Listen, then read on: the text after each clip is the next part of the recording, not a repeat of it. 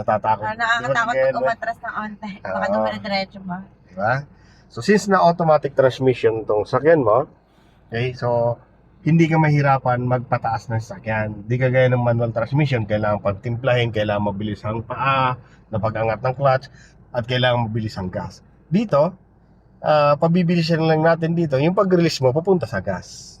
Ano, kasi kung na-traffic ka dito, at nag-stop, tapos may sakyan sa unahan, may sakyan sa likod, so advantage ito sa automatic na gagaya nito. Gagawin mo lang yan ay apakagandang gas. Practice natin, ma'am. Go. Very good. Okay, stop. Okay. So, isa pa. Go. Yan. Kailangan salubong agad, ano? Okay, stop. Stop. Okay, ma'am. Kontrolado, ha? Okay, go. Very good. Okay, stop. Stop na tayo. Ngayon, lagay mo sa reverse. First. Yes po, yes. Napaka-brake mo. So, pag magre-reverse ka ng ganito na sa uphill siya pero pababa, so, huwag mong bibitawan yung brake masyado. Kaya lalay sa brake. Di mo na kailangan mag-gas kasi pababa to eh. No?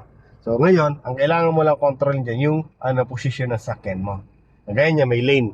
Yung sa lane, kailangan magbabase. Ano? So, bitawan mo konting brake mo, dadaan lang. Lang po. Yan. Atras na. Suabe lang. Ano? Kasi minsan, ma'am, nasa ganitong mga sitwasyon na maakyat. Ngayon nag-traffic at kailangan mong umatras, kailangan malakas din ang loob mo. Kaya kailangan practicein kita dito. Kasi itong sitwasyon mo, tingnan mo, akyat ka yan, may kasalubong ka truck, halimbawa, kailangan mo matras. Kung di ka marunong umatras dito at takot ka, paano gagawin mo? Kaya yun ito papractice natin. Ha? Atras po. Sundan mo lang po yung guhit na yan, makaka-atras ka ng safe ang sakyan mo. Yan, yung guhit na yan. Pero silip ka rin dito sa kanang mirror. Silip mo sa kanang mirror, safe din. Pag nag-atras tayo, kailangan ang dalawang mirror titingnan mo lagi. No? Sige, apaka lang ng brake, di naman yan dedire-diretso. Pag ayaw umatras, pakawala mo konting brake lang. Ano? Okay lang po ba? Dala lang yan. Dala ng kaluma. Sa brake po yan. Tapos lang po. Pag nawawala ka sa lane, para hindi ka natatakot. No? Diba? So, tingin rin sa kanan.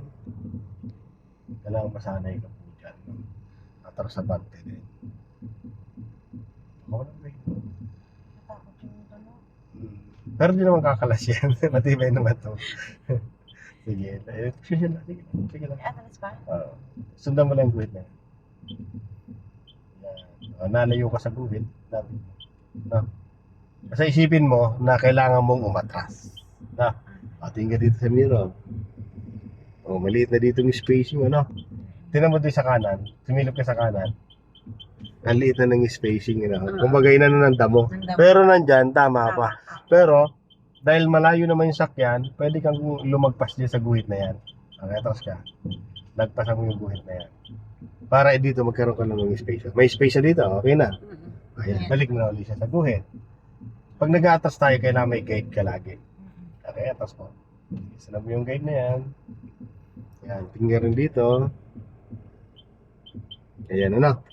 Sa drive mo na siya, ma'am. Lagay mo sa drive. Then, ready ka na mag-go.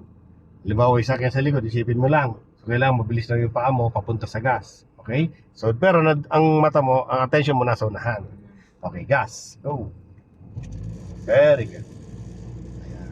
So, pag bumibilis, tanggalin mo. Signal ka po ng kaliwa. Tingnan mo sa mirror mo kung may kasabay ka. Ayan. So, focus ka lang. Ano? Bigin mo na. So, ang attention mo, dun mo dalhin yung sakyan mo dun. Bay, wala ka namang kasalubong dito kasi one way nga, ano? Okay, very good. Mamaya pa. Pag ginabig mo agad yung papunta dito, pupunta sa Ford yan. Pakuha ng brake mo. Ayan. Sige, balik mo na. Diretso lang po. Silyap, kaliwat kanan. Ito mo, nasilip ka dyan, sabihin mo. Basta pag gumabig ka ng kanan, expect mo na pakara niya. Gumabig ka ng kaliwa, expect mo punta sa kaliwa yan. Kaya babantayan mo kaliwat kanan na side. Ano pa? Focus. Pakuha ng brake mo. Tanggalin mo ng brake mo. Okay, ma'am. Diretso. After ng Bios, punta ka na bandang kaunting kanan. Very good.